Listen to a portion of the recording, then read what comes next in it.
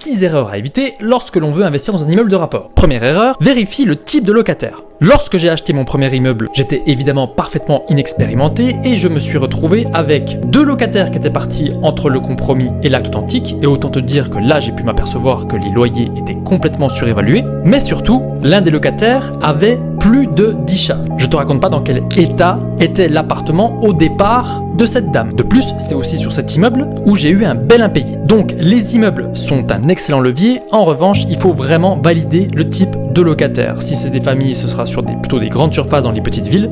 Tu auras plutôt des étudiants sur des studios ou des gens qui sont plus de passage et qui vont rester 1 an ou 2 sur des T2 ou sur des T3. Je t'invite à vérifier ce que te raconte l'agent immobilier, notamment au travers des relevés de compte éventuels du vendeur lorsque tu veux te positionner, parce que je te garantis qu'un agent immobilier n'a aucun intérêt à te dire que le locataire en question ne paye pas. Demain, on parle de la deuxième erreur.